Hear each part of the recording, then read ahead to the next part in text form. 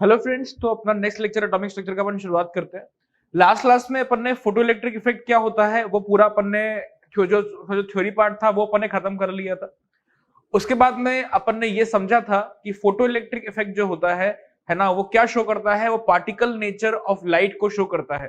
ठीक है, वो क्या शो करता है? Photo electric effect,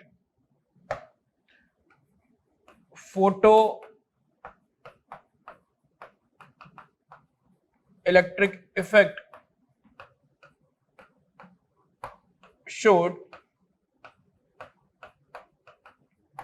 particle nature of light।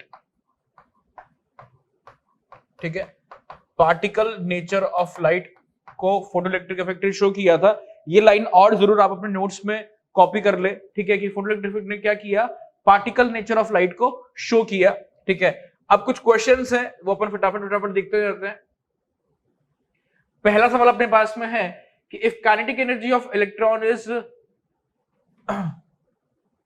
10 electron volts, है ना, if kinetic energy of electron is 10 electron volts, find the stopping potential. Stopping potential कितना होगा वो अपन को बताना है ना।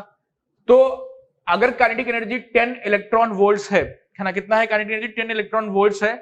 तो स्टॉपिंग पोटेंशियल को कैसे बताएंगे अपन, ये समझे फटाफट से कि जो काइनेटिक एनर्जी जो होता है, जो के होता है अपना, बेसिकली वो होता क्या है, E इंटू वी नॉट होता है। What is kinetic energy? E into v naught. और जो E इंटू वी नॉट है, बेसिकली हमारे यहाँ पर 10 EV अपन को काइनेटिक एनर्जी दे रखा है, and E into v naught. तो यहां से अपना जो वी नॉट आया वो कितना आ गया? 10 वोल्ट्स आ गया। कितना आ गया अपना? 10 वोल्ट्स आ गया। ठीक, अभी तो वी नॉट आया, बेसिकली ये क्या है अपना? स्टॉपिंग पोटेंशियल है। ये क्या है अपना? स्टॉपिंग पोटेंशियल है।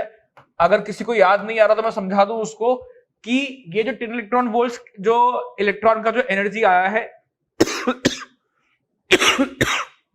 सॉरी गाइस, तो जो 10 EV जो इलेक्ट्रॉन का जो एनर्जी आया है, ये कब आया है? जब लाइट इस पे क्या हुआ था, इंसिडेंट हुआ था, और ये बाहर निकला था किससे? 10 इलेक्ट्रॉन वोल्ट के एनर्जी से। अब अगर हमको इस इलेक्ट्रॉन को रोकना है तो हमको क्या करना पड़ेगा? इसको एक उल्टे साइड से इतना ही एनर्जी देना पड़ेगा, और उस उल्टे साइड से इतना ही एनर्जी देने के लिए हमको क्या करना पड़ेगा? एक बैटरी लगाना पड़ेगा। बैटरी का पोलैरिटी हमको रिवर्स करके लगाना पड़ेगा। याद कीजिए वो 3 केसेस जब मैंने आपको बताया था कि अगर बैटरी का पोलैरिटी रिवर्स कर देंगे तो इलेक्ट्रॉन पे क्या होगा, एक उल्टे डायरेक्शन से एक फोर्स लगेगा, एक एनर्जी उस पर लगेगी, है ना। कितनी एनर्जी लगेगी? 10 EV की एनर्जी अपन को लगानी पड़ेगी ताकि अपन उस इलेक्ट्रॉन को क्या कर पाए, अगर इलेक्ट्रॉन बाहर निकला है तो अपन उसको क्या रोक कर पाए, वहीं पे रोक पाए। ठीक है, आई होप सबको याद आ गया होगा। आगे चलते हैं, एक और सवाल अपन देखते हैं फटाफट से। Incident energy of photon is 30 EV and work function is 5 EV, find stopping potential. तो सिंपल सा फॉर्मूला दोस्तों यहाँ पे अपने पास होता है कि जो EI होता है वो E5 प्लस KE मैक्स के बराबर होता है। ये फॉर्मूला सबको याद है, every one of us remember this formula, quite easy. हमारे पास जो इंसिडेंट एनर्जी है वो दे रखा है क्लियरली 30 इलेक्ट्रॉन वोल्ट्स। E5 जो है अपना क्या होता है? E5 it is the work function, और वर्क फंक्शन होता क्या है? मिनिमम एनर्जी रिक्वायर्ड, कितना, क्या करने के लिए? To remove the electron, to eject the electron from metal surface, है ना। 5 EV अपन को ये दे रखा है plus KE max. KE max क्यों लिखते हैं ये भी याद आ रहा होगा सबको, because it is a surface phenomena, और हम खाली उन्हीं इलेक्ट्रॉन्स की बात करते हैं जो सरफेस से हमको निकालने होते हैं, है ना। हम खाली फाई किस लिए डिफाइन करते हैं, वर्क फंक्शन किस लिए डिफाइन करते हैं, अपन उन्हीं इलेक्ट्रॉन के लिए डिफाइन करते हैं जो कहां होते हैं? सरफेस पे होते हैं, इसलिए अपन KE मैक्स लिखते हैं। आई होप सबको याद होगा। तो यहां से दोस्तों मेरा KE मैक्स कितना निकल के आ रहा है? यहां से मेरा KE मैक्स कितना आ गया? 25 इलेक्ट्रॉन वोल्ट्स मेरा क्या आ गया? यहां से KE मैक्स आ गया। अगर मेरा KE मैक्स 25 इलेक्ट्रॉन वोल्ट्स यहां से आ गया, मुझे निकालना क्या है? स्टॉपिंग पोटेंशियल निकालना है।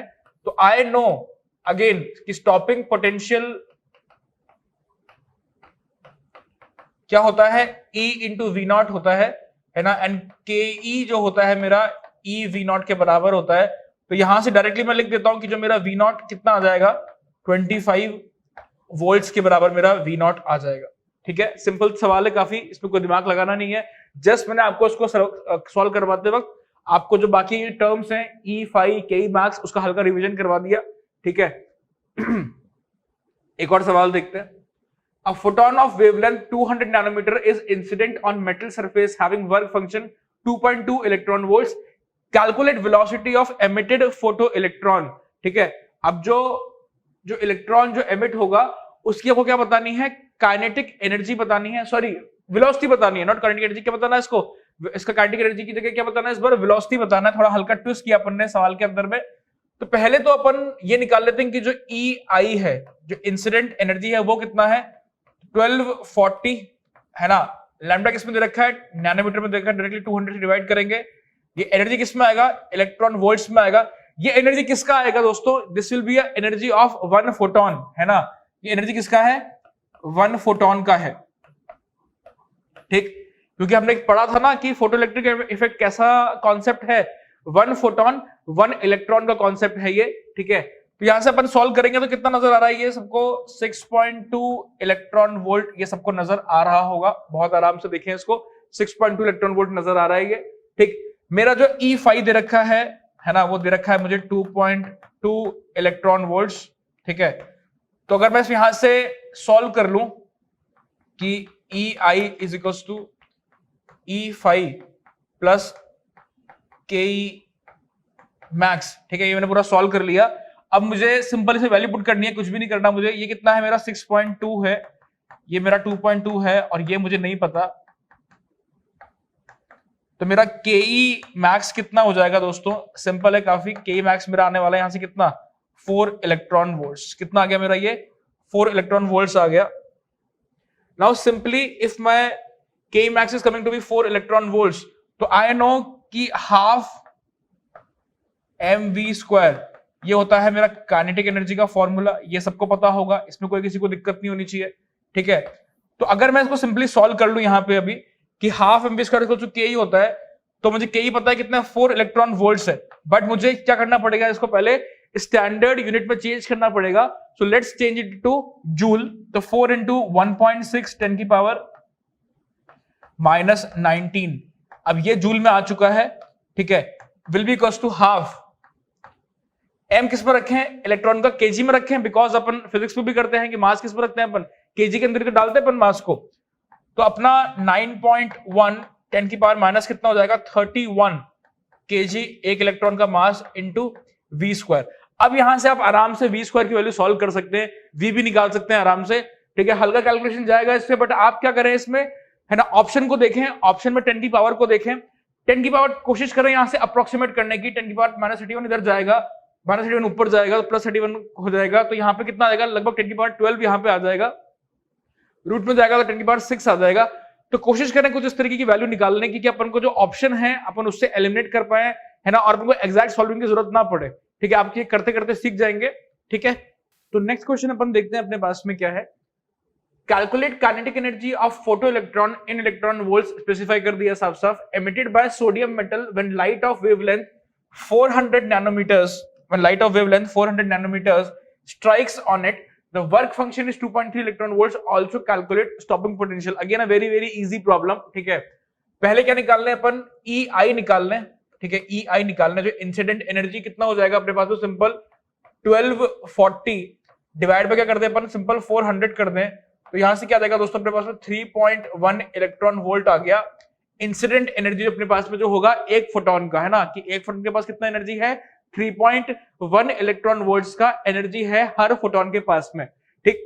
अब इसके बाद में मुझे क्या बताना है, इसके बाद में मुझे बताना है कि वर्क फंक्शन मुझे दे रखा है and I have to calculate the kinetic energy, because ये बात KE निकल गया तो स्टॉपिंग पोटेंशियल अपने आप निकल जाएगा।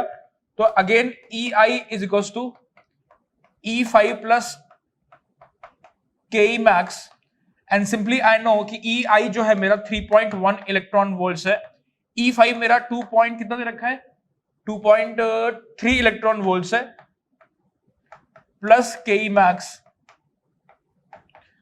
तो यहां से मेरा जो KE मैक्स जो आएगा, यहां से मेरा जो KE मैक्स आएगा वो कितना आ जाएगा दोस्तों, simply KE max will be equal to 0.8 electron volts. ये मेरा KE मैक्स आ गया। और 0.8 अगर इलेक्ट्रॉन वोल्ट KE मैक्स है तो सिंपल मैं बोल सकता हूं ना कि जो मेरा V0 है, जो मेरा स्टॉपिंग पोटेंशियल कितना हो जाएगा, 0.8 वोल्ट्स के बराबर हो जाएगा मेरा V0, ठीक है। काफी आसान रहा ये सवाल भी, बहुत इजीली अपन ने इसको क्रैक कर लिया। ठीक है, एक रिपीटेशन का सवाल क्या था, बिल्कुल अपने जो जानते हैं उसी को अपने वापस से रीअप्लाई कर दिया। ठीक है, एक और सवाल देखते हैं थोड़ा नया। ठीक, when surface of metal is exposed to radiation of 200 nanometers the electrons have kinetic energy कितना। अब यहां पे थोड़ा ट्विस्ट है प्रॉब्लम के अंदर में, इसको ध्यान से समझना पड़ेगा कि ये अपन को दे रखा है 10.52 into 10 की पावर 4 जूल्स पर मोल के अंदर, है ना तो ईवी पे दे रखा है ना एक के लिए दे रखा है, क्या दे रखा है यहाँ पे जूल्स में, वो भी एक मोल के लिए दे रखा है। Calculate energy required to remove electrons from metal surface in kilo joules per mole. ठीक है, अब जो एनर्जी जो पूछा है अपन से कि required to remove electrons from metal surface in kilo joules per mole, ये कौन सा एनर्जी का बात कर रहा है, अगर अपन ध्यान से समझें तो it is talking about the work function. But कितने के लिए वर्क फंक्शन निकालना है, एक मोल के लिए निकालना है, किसमें निकालना है, जूल में निकालना है। तो यहां पे हल्का यूनिट का चेंज करेंगे, तो समझे इसको बहुत ध्यान से देखें कैसे अपन करने वाले सवाल को सॉल्व। तो के मुझे दे रखा है, मेरा जो बेसिक जो फंडा होता है वो होता है EI equals to E5 plus KE max. ठीक, मुझे E5 निकालना है जूल्स पर मोल में, किलो जूल्स पर मोल में। KE मैक्स मुझे दे रखा है, EI के लिए मुझे इनफ डेटा दे रखा है कि मैं इसको सॉल्व करके आराम से निकाल सकता हूं। तो पहले मैं क्या निकालूं, एनर्जी ऑफ 1 फोटोन निकाल लूं, एक फोटोन पे कितना एनर्जी होने वाला है। Should I calculate this much, कितना हो जाएगा दोस्तों 1240। ठीक है, और 200 नैनोमीटर का लाइट था शायद ऊपर में, आप चेक कर ले, 200 नैनोमीटर का लाइट है, डिवाइड बाय 200, ये मेरा कितना आएगा दोस्तों, it will be around 6.2 electron volt. ये आ गया किसके लिए, एक फोटोन का मेरे पास एनर्जी आ गया, बट मुझे निकालना है किसका, एक मोल फोटोन का एनर्जी निकालना है। ठीक है, तो एनर्जी ऑफ 1 मोल फोटॉन्स ये मुझे निकालना है, और वो भी किस में निकालना है, जूल्स में निकालना है। ठीक है, तो ये बेसिकली अपना हो जाएगा EI, है ना, और इसको मैं निकाल लेता हूं 6.022 10 की पावर 23, है ना, इंटू 6.2 इंटू कितना 1.6 10 की पावर माइनस कितना 19, ये जूल्स में। ठीक, तो यहां से आई होप सबको समझ में आ गया होगा अपन ने क्या किया यहां पे, है ना। 6.2 इलेक्ट्रॉन वोल्ट्स क्या था, मेरे पास एक फोटोन का एनर्जी था, मैंने उसको Na से मल्टीप्लाई कर दिया क्योंकि मुझे क्या निकालना है, पर मोल निकालना है, और साथ में मैंने क्या कर दिया, इसको कन्वर्ट भी कर दिया किसके अंदर में, जूल्स के अंदर में। ठीक है, तो इसको आप सब लोग एक बार ध्यान से देख लें। ठीक, अब इसके बाद में, है ना, इसके बाद में अपन को क्या करना है, EI मेरे पास आ चुका है ना, आई ऑलरेडी हैव EI। ठीक, तो उसको अपन जो भी सॉल्व करके निकालेंगे वो आराम से अपन सॉल्व करके निकाल सकते हैं। ठीक है, इसमें कोई दिक्कत किसी को नहीं होनी चाहिए, easily you guys can solve it. ठीक है, मैथ से सिंपल, यहाँ पे 10 की पावर 4 तो सबको नजर आ ही रहा होगा कि अलग से हो रहा है। ठीक है, तो EI, है ना, EI अपन ने निकाल लिया 6.022 10 की पावर, तो अपन कलेक्ट करके लिख लेंगे 6.2 इंटू 1.6 10 की पावर 4। ठीक है, ये आ गया अपने पास में जूल्स। EI माइनस जो के था अपना, के कितना है अपने पास में, ऊपर चेक कर लें 10.52 10 की पावर कितना 4 ही तो दे रखा है ना, ये भी जूल्स पर मोल में है और ये भी जूल्स पर मोल में है।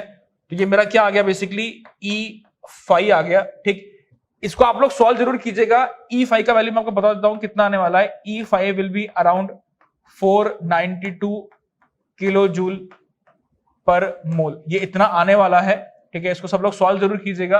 ठीक, यहां से आपको नजर आ रहा होगा ये 105.2 किलो जूल के आसपास आएगा, और यहां से इसको सॉल्व कीजिएंगे 6 इंटू 6 36 इंटू 1.6 अप्रोक्सीमेटली ये कितना आएगा, है ना, 50 के आसपास लगभग ये हो जाएगा। ठीक है, इसको 50 से ज्यादा आएगा, 55 के लमसम आएगा, है ना, और 10 की पावर और है तो 550 समथिंग हो जाएगा। तो ये 490 जो आपको जो आंसर दिख रहा है, ये अप्रोक्सीमेटली इतना आंसर आपका कैलकुलेट करेंगे एक्जैक्टली तो आपका बैठ जाएगा ये आंसर। ठीक है, मैच करना आपका काम है, कॉन्सेप्ट बताना मेरा काम। ठीक, एक और सवाल देखते हैं, one more question, a better question. Number of photons emitted by 100 what bulb in 1 second, ये अपन को निकालना है कि 100 वॉट का जो बल्ब होगा वो कितना कितना फोटोन एमिट करेगा। ठीक है, वो अपन को निकालना है 1 सेकेंड के अंदर में। That emit light of wavelength कितना 620 नैनोमीटर्स, कितना एनर्जी निकल रहा है, 620 नैनोमीटर के बराबर का वेवलेंथ उसका बाहर आ रहा है। Calculate maximum photo current in amperes that can be generated by this bulb. ठीक, ये सवाल सबको क्लियर हो गया। तो पहले तो मुझे ये बताएं कि 100 वॉट का मतलब क्या होता है। 100 watt simply means 100 joules per second. क्या मतलब होता है इसका, 100 जूल्स पर सेकेंड। ठीक, तो एनर्जी ऑफ 1 फोटोन कितना है मेरे पास में, अगेन काफी इजी बात है ये तो, 1240 बाय 620 कितना आ गया, 2 इलेक्ट्रॉन वोल्ट्स आ गया। एक फोटोन का एनर्जी, काफी आसान। ठीक, नाउ नंबर ऑफ फोटॉन्स, ये कैसे निकाला जाएगा, काफी आसान है।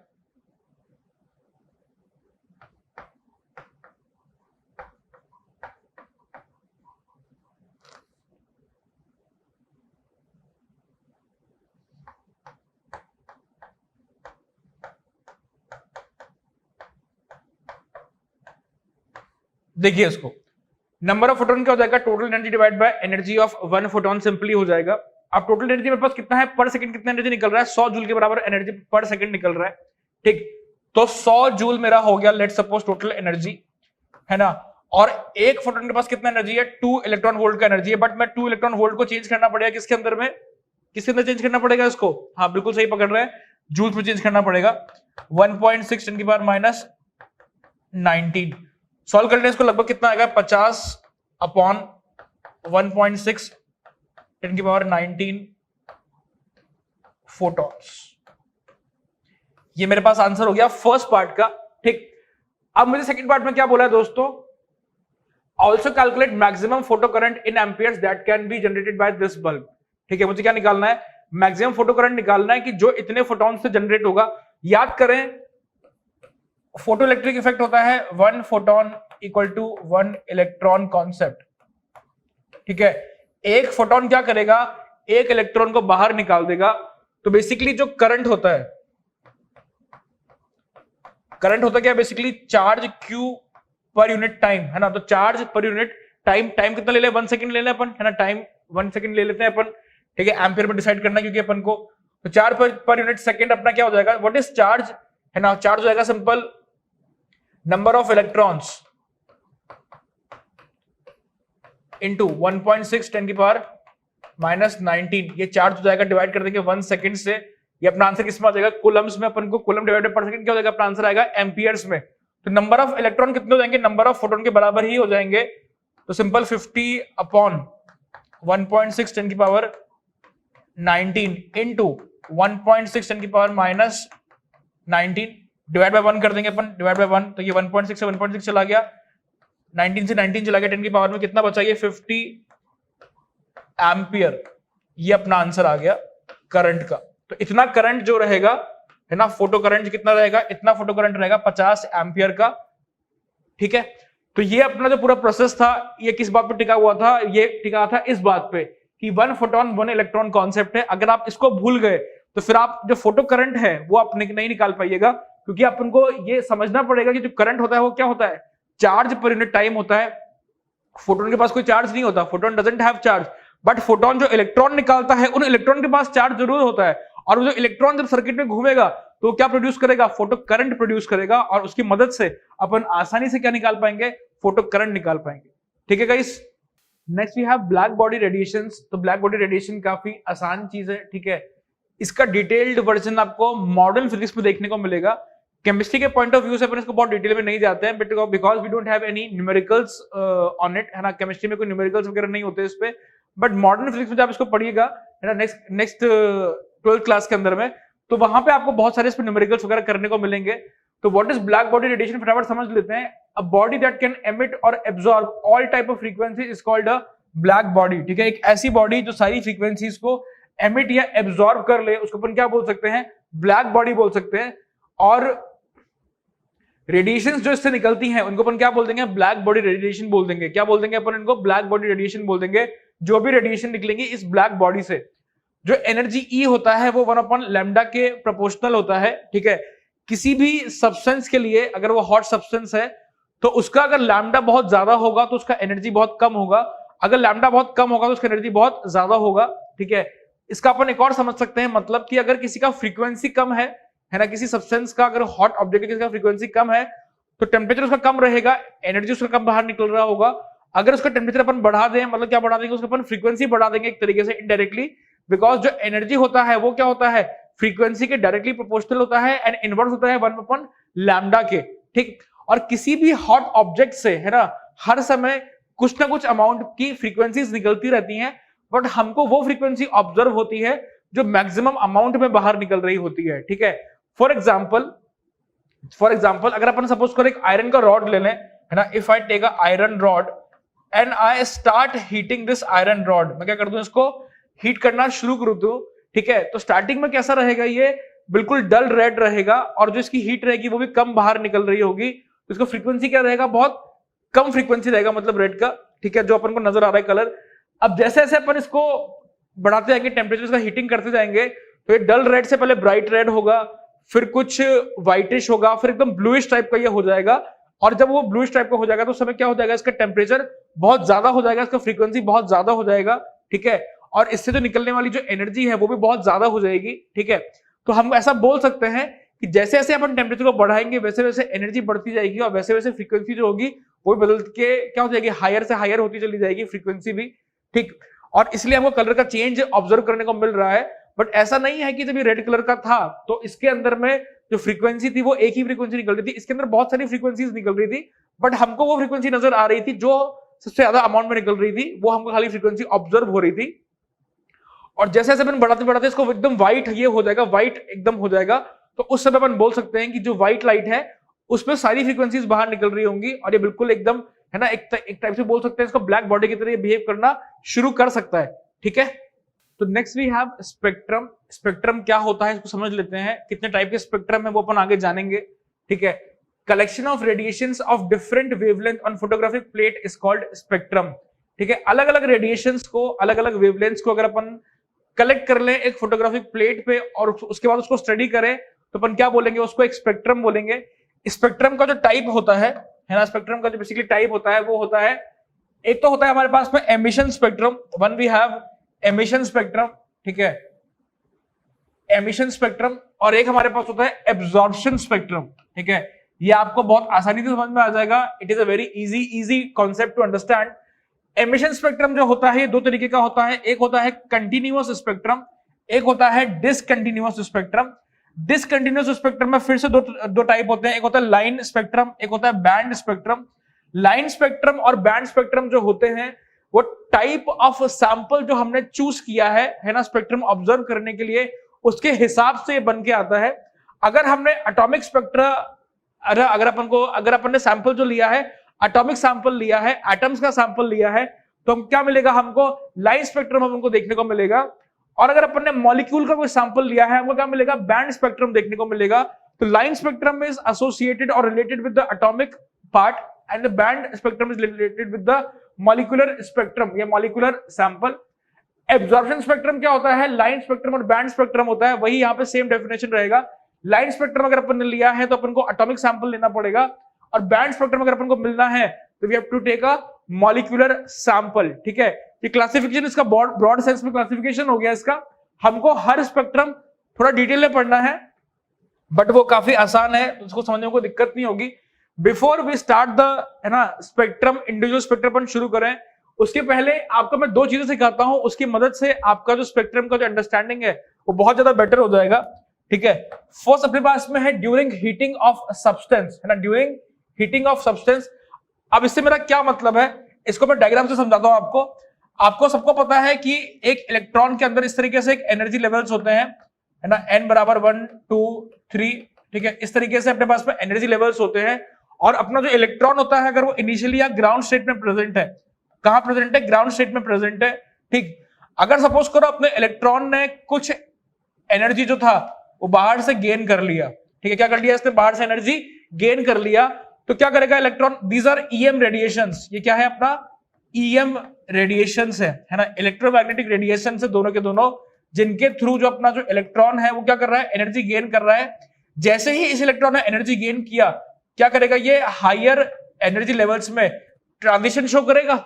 ये समझना बहुत ध्यान से कि जैसे ही इस इलेक्ट्रॉन ने एनर्जी गेन किया बाहर किसी रेडिएशन वगैरह से जो इसके ऊपर अपन ने गिराया, तो क्या किया इलेक्ट्रॉन ने ट्रांजिशन शो किया कहां पे, from lower energy level to higher energy level. ठीक है, तो क्या अपन ऐसा बोल सकते हैं कि यहाँ पे जो सब्सटेंस अपन ने जो था, जो अपना सब्सटेंस था जिसके अंदर ये इलेक्ट्रॉन थे, क्या अपन ने उसको हीटिंग कर दी उसकी, तभी तो ये क्या होगा, ये जो इलेक्ट्रॉन थे क्या पहुंच गए, लोअर एनर्जी लेवल से हायर एनर्जी लेवल पे पहुंच गए, या फिर अपन बोल सकते हैं ग्राउंड स्टेट से पहुंच गए कहां पे, एक्साइटेड स्टेट पे पहुंच गए।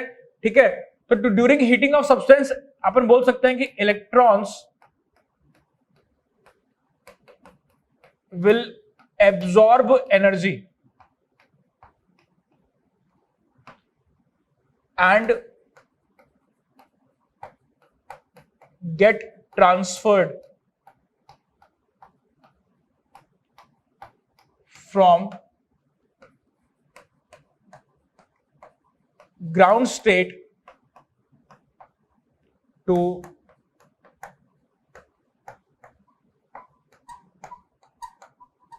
higher energy state। ठीक, तो हम इसको क्यों स्टेट ऑफ हीटिंग बोल रहे हैं ये आपको समझ में आ गया होगा। हमने बेसिकली क्या किया, सैंपल के ऊपर कुछ लाइट वगैरह डाला, तो लाइट को सैंपल ने एब्जॉर्ब कर लिया। अब जो लाइट एब्जॉर्ब हुआ उसको एब्जॉर्ब किसने किया होगा, इलेक्ट्रॉन ने ही एब्जॉर्ब किया होगा। इलेक्ट्रॉन एब्जॉर्ब करके कहां चला जाएगा, हायर एनर्जी लेवल पे चला जाएगा। तो we are calling it as a state of heating. क्या बोल रहे हैं इसको अपन, स्टेट ऑफ हीटिंग बोल रहे हैं। अब इसी का एकदम जो उल्टा होगा वो होगा स्टेट ऑफ कूलिंग, है ना, ड्यूरिंग कूलिंग ऑफ सब्सटेंस। अब बेसिकली क्या होगा कूलिंग में, तो अपना जो इलेक्ट्रॉन गया था हायर एक्साइटेड स्टेट में, है ना, अपना जो इलेक्ट्रॉन गया था हायर एक्साइटेड स्टेट में, दोबारा क्या करेगा, दोबारा ट्रांजिशन करेगा from higher to ground state, है ना, और जो इसने एनर्जी एब्जॉर्ब किया था वो क्या कर देगा, वापस से रिलीज कर देगा इन फॉर्म ऑफ फोटोन और ईएम रेडिएशंस। ठीक है, वापस से रिलीज कर देगा एनर्जी को, और कहां ट्रांजिशन करेगा, वापस से ग्राउंड स्टेट में फिर से ट्रांजिशन कर जाएगा ये अपना इलेक्ट्रॉन n बराबर 1 जो अपन बोल रहे हैं ग्राउंड स्टेट। ठीक है, हायर स्टेट से। तो बेसिकली क्या हो रहा है, अभी जो एनर्जी एब्जॉर्ब किया था वो एनर्जी वापस रिलीज कर रहा है। तो पहले हीटिंग हो गया, तब क्या हो गया, कूलिंग हो गया। अभी क्या हो गया, कूलिंग हो गया। तो अपन बोल सकते हैं इलेक्ट्रॉन विल रिलीज एनर्जी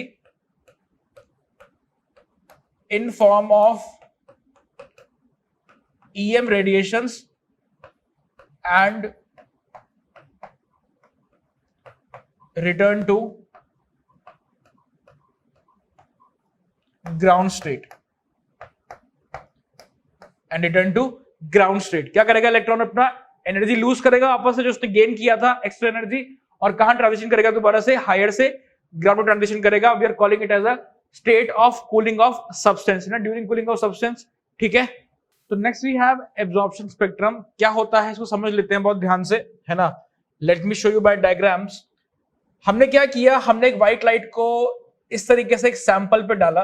ठीक है, अभी सैंपल जो था हमारा एक एटॉमिक सैंपल था, it was a atomic sample.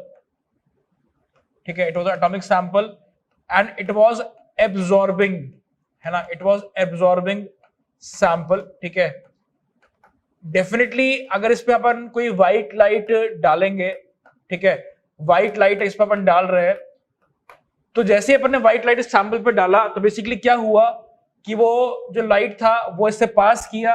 ठीक, अब जब इस लाइट जो व्हाइट लाइट था इससे पास करेगा, सैंपल के थ्रू पास करेगा, तो डेफिनेटली यहाँ पे कुछ ना कुछ लाइट जो होगा वो क्या हो जाएगा, एब्जॉर्ब हो जाएगा इस सैंपल के अंदर। ठीक है, तो we can say it is also can be related as state of heating, है ना। स्टेट ऑफ क्या हो जाएगा, यहाँ पे हीटिंग हो जाएगा। याद करें आप पिछले वाले अपन जो टॉपिक अभी पढ़ के आए हैं जस्ट अभी, है ना, 10 मिनट पहले अपन ने जो पढ़ा है state of heating and state of cooling, वहां से इसको रिलेट करने की कोशिश करें कि अपन ने एक व्हाइट लाइट सैंपल पे डाला, सैंपल ने कुछ लाइट एब्जॉर्ब कर लिया। ठीक है, अब जो लाइट बाहर आएगा, है ना, अब जो लाइट बाहर आएगा, क्या उस लाइट के अंदर एक सर्टेन नंबर ऑफ वेवलेंथ्स जो होंगी वो मिसिंग होगी, है ना, बिकॉज ये जो व्हाइट लाइट थी it was containing all the wavelengths, है ना, इसके अंदर सारी की सारी वेवलेंथ्स थी, बट कुछ वेवलेंथ जो होंगी वो सैंपल में क्या हो गई होंगी, एब्जॉर्ब हो गई होंगी, और जिन वेवलेंथ्स को एब्जॉर्ब कर लिया उसको जब लाइट बाहर आएगा तो क्या होगा, उनको क्या करेगा, वो कंटेन नहीं करेगा। हमने इस लाइट को इस तरीके से स्लिट से पास किया and we made it fall on a prism, ठीक है। जैसे ही प्रिज्म पे भी लाइट पड़ा, ये स्प्लिट हो गया और लाइट को फिर अपन ने क्या कर लिया, एक फोटोग्राफिक प्लेट पे इस तरीके से कलेक्ट कर लिया, ठीक है। हमने क्या करा, लाइट को फोटोग्राफिक प्लेट पे कलेक्ट कर लिया। This is a prism, these are slits and this is a photographic plate.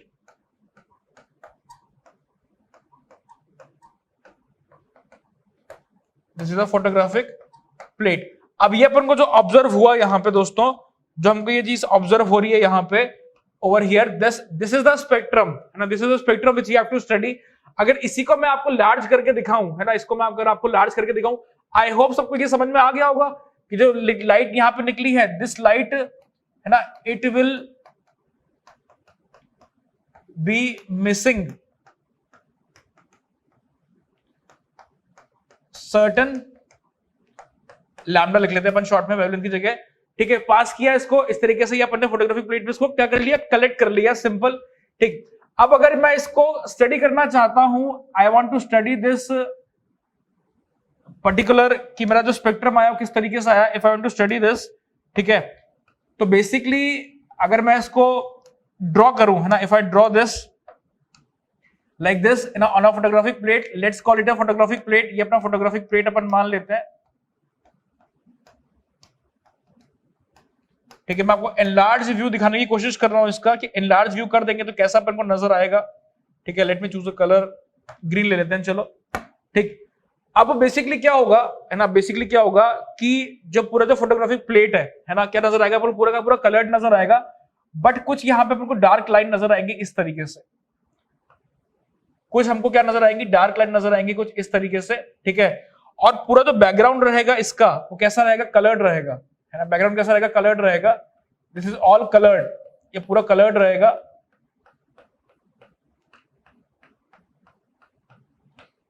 This is all coloured, ठीक, ये पूरा कलर्ड रहे। और बीच में जो ग्रीन लाइंस हैं, बेसिकली ये ग्रीन लाइंस नहीं आएंगी, डार्क लाइंस आएंगी। तो बोर्ड ऑलरेडी डार्क है, तो मैं डार्क बनाऊंगा तो नजर नहीं आएगा आपको। तो इस तरीके से मैंने ग्रीन लाइन से शो किया है ना, कि बेसिकली क्या होगा कि एक ब्राइट या कलर्ड बैकग्राउंड पे, है ना, अपन क्या लिखे हैं इसको, dark lines are shown on colored background,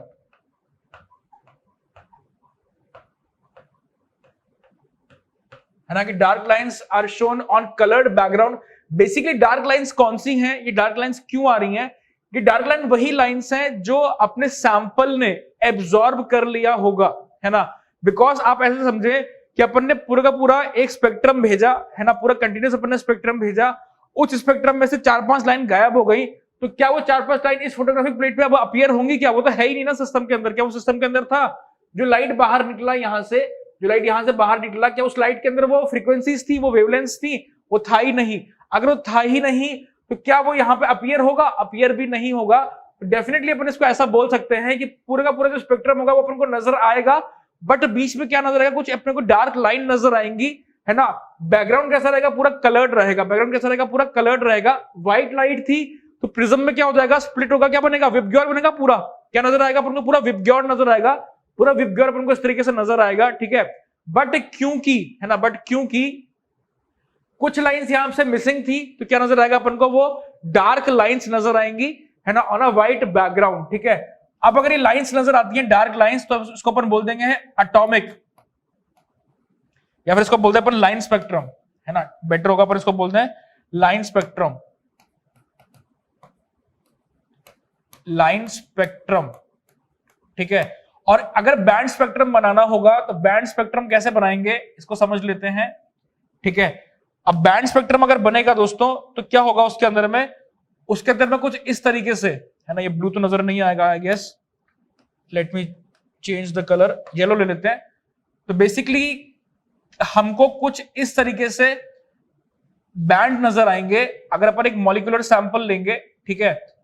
तो इस तरीके से क्लोजली स्पेस्ड जो लाइंस होंगी, है ना, ये बेसिकली क्या है, क्लोजली स्पेस्ड लाइंस हैं विच अपीयर एज बैंड्स। ठीक है, अगर अपन सैंपल में सपोज करो है ना, कोई सैंपल ले लेंगे, मॉलिक्यूलर सैंपल, कोई मॉलिक्यूल उसके अंदर भर दें, CO2 H2O कोई भी मॉलिक्यूल अगर अपन उसको भर दें और फिर अपने साथ जो अपन ने अभी एक्सपेरिमेंट दोहराया वही करें, तो अपन को लाइंस नहीं मिलेंगी इस बार, अपन को क्या मिलेगा इस बार, इस तरीके से डिफरेंट डिफरेंट अपन को बैंड मिलेंगे, है ना। Now these are bands, these are dark bands. ठीक है, डार्क बैंड्स। और बेसिकली क्या है ये, this is a band spectrum. ये क्या है अपना दोस्तों, this is a band spectrum.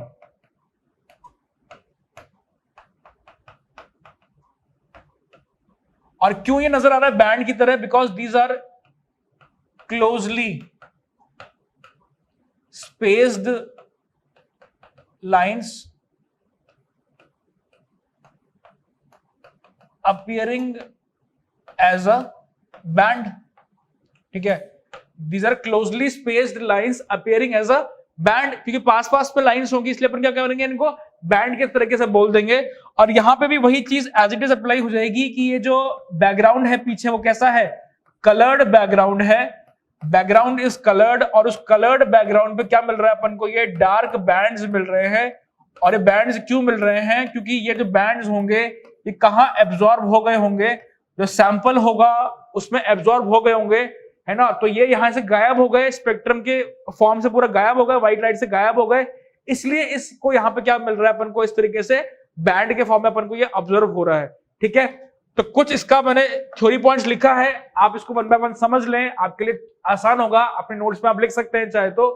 in absorption spectrum a sample is irradiated with white light from source, है ना। स्टार्टिंग से मैंने बोला है स्टेप 1 क्या होगा अपना, व्हाइट लाइट अपन डालेंगे अपने सैंपल के ऊपर में, it absorbs some part of light and allows rest to pass through the sample। ठीक है, तो क्या हुआ यहाँ पे, कुछ लाइट को एब्जॉर्ब कर लिया और बाकी लाइट को क्या कर दिया, अलाउ कर दिया पास करने के लिए। जो लाइट एब्जॉर्ब हो गया होगा वहां पे कुछ ना कुछ डेफिनेटली वेवलेंथ भी क्या हुआ होगा, एब्जॉर्ब हुआ होगा, और उस एब्जॉर्ब्ड वेवलेंथ ने जो सैंपल होगा उसको क्या कर दिया होगा, हीटिंग कर दिया होगा उस सैंपल का।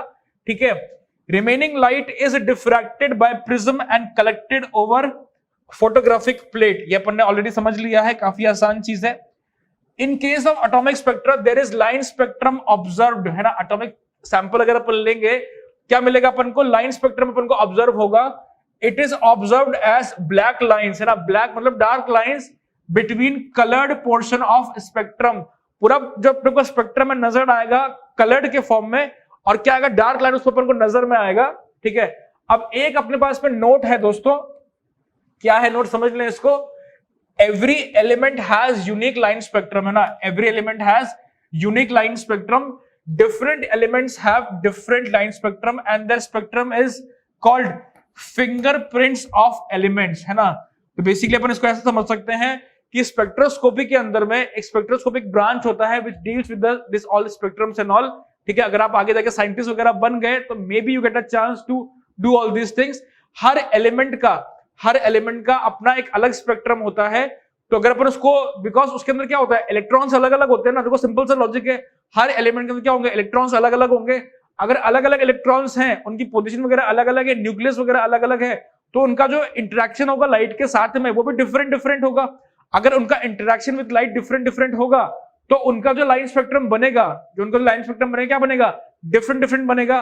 तो किसी भी एक पर्टिकुलर एटम के लिए या एलिमेंट के लिए जो लाइन स्पेक्ट्रम होता है वो क्या होता है, यूनिक होता है। It is a characteristic feature and we can call that is a fingerprints of elements. ठीक है,